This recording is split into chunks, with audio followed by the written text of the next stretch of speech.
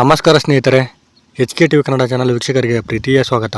ಈ ವಿಡಿಯೋದಲ್ಲಿ 2026ರಲ್ಲಿ ಯಾವೆಲ್ಲ ದಿನ ಸೂರ್ಯಗ್ರಹಣ ಮತ್ತು ಚಂದ್ರಗ್ರಹಣ ಸಂಭವಿಸಲಿದೆ ಎಂದು ಸಂಪೂರ್ಣವಾಗಿ ಈ ವಿಡಿಯೋದಲ್ಲಿ ಮಾಹಿತಿಯನ್ನು ತಿಳಿಸ್ಕೊಡ್ತೀವಿ. ಜೊತೆಗೆ ಯಾವ ಸೂರ್ಯ ಮತ್ತು ಚಂದ್ರಗ್ರಹಣಗಳಲ್ಲಿ ಯಾವ ರಾಶಿಗೆ ಯಾವ ಫಲ ಸಿಗುತ್ತೆ ಅಂತ ಸಂಪೂರ್ಣವಾಗಿ ತಿಳಿಸ್ಕೊಡ್ತೀವಿ. ಗ್ರಹಣಗಳಲ್ಲಿ ಎರಡು ವಿಧಗಳಿವೆ, ಒಂದು ಸೂರ್ಯಗ್ರಹಣ ಮತ್ತು ಇನ್ನೊಂದು ಚಂದ್ರಗ್ರಹಣವಾಗಿದೆ. 2026ರಲ್ಲಿ ಚಂದ್ರಗ್ರಹಣ ಮತ್ತು ಸೂರ್ಯಗ್ರಹಣ ಈ ಎರಡೂ ಗ್ರಹಣಗಳು ಸಂಭವಿಸಲಿದೆ.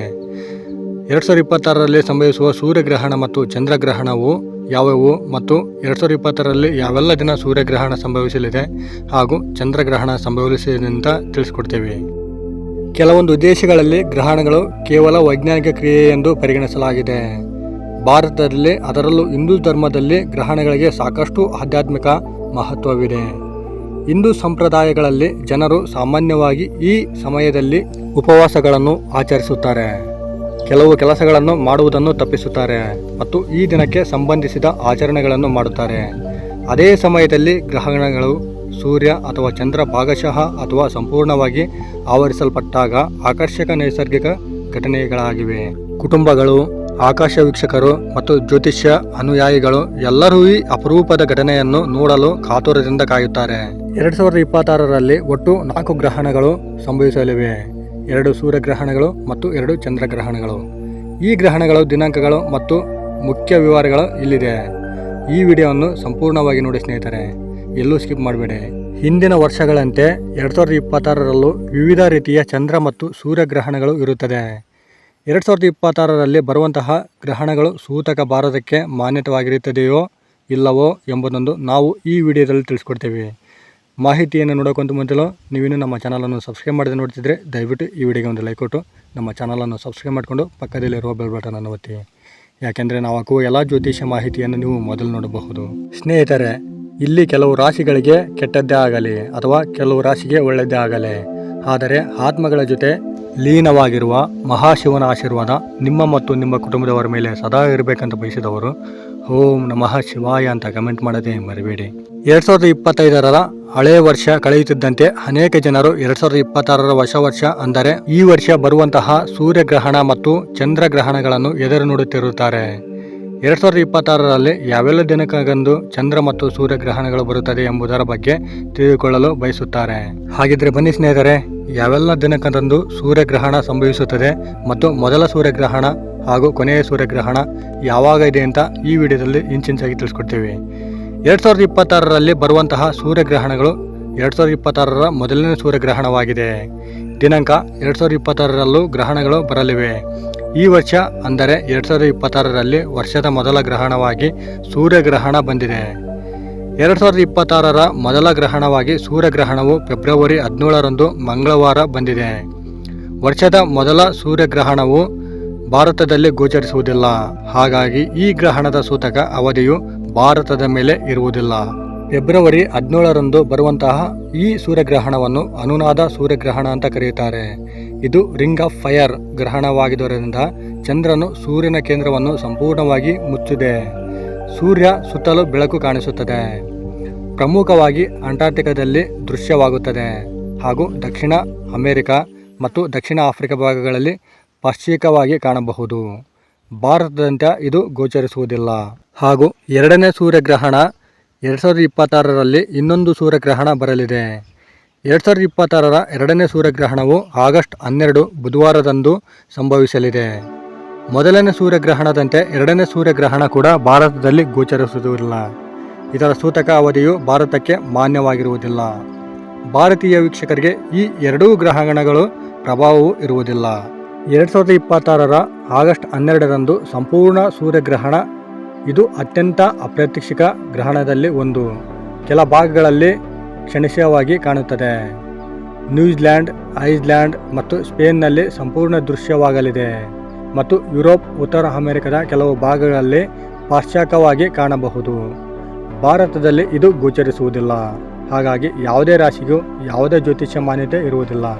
ಈಗ ಸೂರ್ಯಗ್ರಹಣವಾಯಿತು ಮತ್ತು 2026ರಲ್ಲಿ ಬರುವಂತಹ ಚಂದ್ರಗ್ರಹಣಗಳು ಯಾವುವು, ಯಾವ ದಿನಾಂಕದಲ್ಲಿ ಬರುತ್ತೆ ಅಂದರೆ 2026ರ ಮೊದಲನೇ ಚಂದ್ರಗ್ರಹಣ 2026ರಲ್ಲಿ ಚಂದ್ರಗ್ರಹಣಗಳು ಸಂಭವಿಸಲಿದ್ದು, ಈ ವರ್ಷದ ಮೊದಲನೇ ಚಂದ್ರಗ್ರಹಣವು ಮಾರ್ಚ್ 3ರಂದು ಮಂಗಳವಾರ ದಿನದಂದು ಸಂಭವಿಸಲಿದೆ.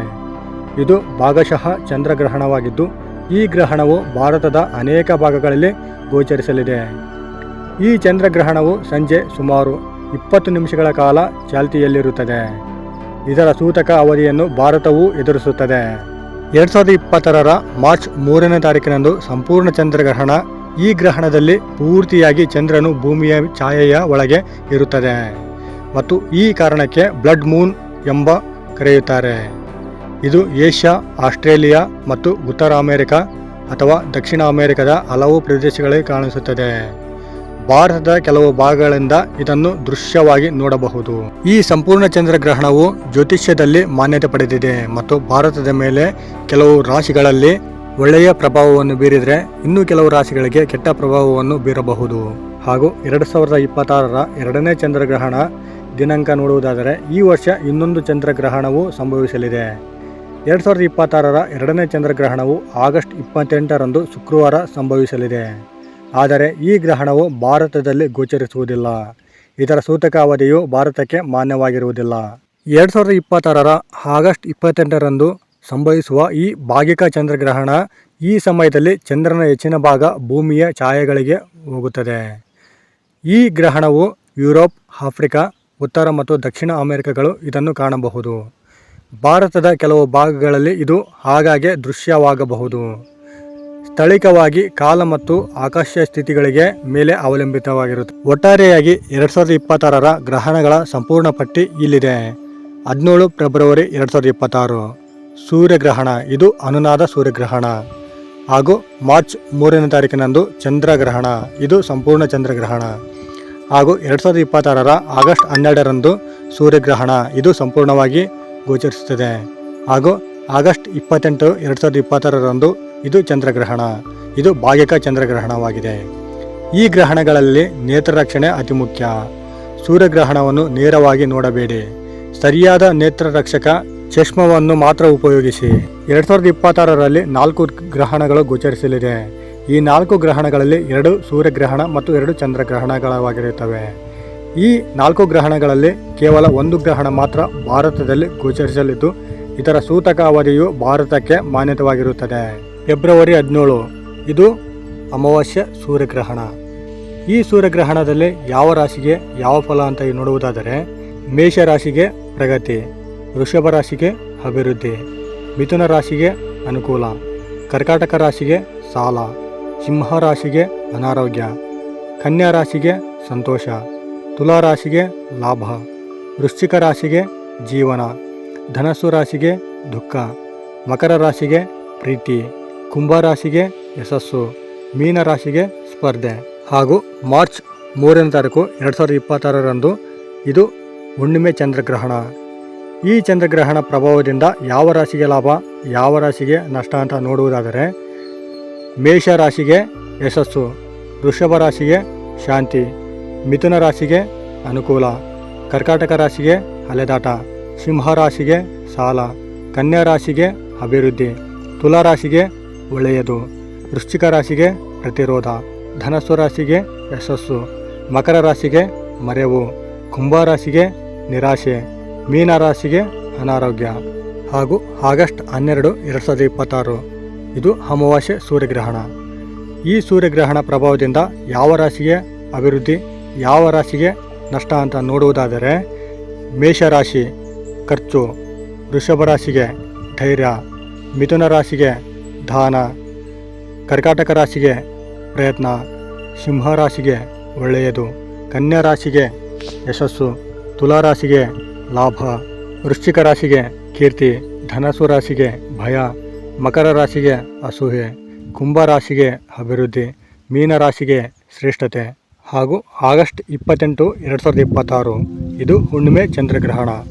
ಈ ಚಂದ್ರಗ್ರಹಣ ಪ್ರಭಾವದಿಂದ ಯಾವ ರಾಶಿಗೆ ನಷ್ಟ, ಯಾವ ರಾಶಿಗೆ ಲಾಭ ಅಂತ ತಿಳಿಯುವುದಾದರೆ, ಮೇಷರಾಶಿಗೆ ಯಶಸ್ಸು, ವೃಷಭ ರಾಶಿಗೆ ಲಾಭ, ಮಿಥುನ ರಾಶಿಗೆ ಭಯ, ಕರ್ಕಾಟಕ ರಾಶಿಗೆ ಅಭಿವೃದ್ಧಿ, ಸಿಂಹ ರಾಶಿಗೆ ಸಾಲ, ಕನ್ಯಾ ರಾಶಿಗೆ ವಿಳಂಬ, ತುಲಾ ರಾಶಿಗೆ ಪ್ರತಿರೋಧ, ವೃಶ್ಚಿಕ ರಾಶಿಗೆ ಮರೆವು, ಧನಸ್ಸು ರಾಶಿಗೆ ಭಕ್ತಿ, ಮಕರ ರಾಶಿಗೆ ಕೀರ್ತಿ, ಕುಂಭ ರಾಶಿಗೆ ಸಹಾಯ, ಮೀನ ರಾಶಿಗೆ ವಿಶ್ರಾಂತಿ. ನೋಡಿದ್ರಲ್ಲ ಸ್ನೇಹಿತರೆ, ಈ ಮಾಹಿತಿ ನಿಮಗೆ ಇಷ್ಟ ಆಗಿದೆ ಅಂತ ಅಂದ್ಕೊಂಡಿದ್ದೀವಿ. ಇಷ್ಟ ಆಗಿದ್ದರೆ ದಯವಿಟ್ಟು ಈ ವಿಡಿಯೋಗೆ ಒಂದು ಲೈಕ್ ಕೊಡಿ. ಸಾಧ್ಯವಾದರೆ ಈ ವಿಡಿಯೋವನ್ನು ನಿಮ್ಮ ಫ್ರೆಂಡ್ಸ್, ಫ್ಯಾಮಿಲಿ ಹಾಗೂ ಗ್ರೂಪ್ಗಳಿಗೆ ಶೇರ್ ಮಾಡಿ. ನೀವು ಶೇರ್ ಮಾಡುವುದರಿಂದ ನಿಮ್ಮಿಂದ ಅವರಿಗೆ ಉಪಯೋಗ ಆಗಬಹುದು. ಇನ್ನೂ ಹೆಚ್ಚಿನ ಮಾಹಿತಿಗಾಗಿ ನಮ್ಮ HK TV ಕನ್ನಡ ಚಾನಲನ್ನು ಸಬ್ಸ್ಕ್ರೈಬ್ ಮಾಡಿಕೊಂಡು ಸಪೋರ್ಟ್ ಮಾಡಿ. ಧನ್ಯವಾದ.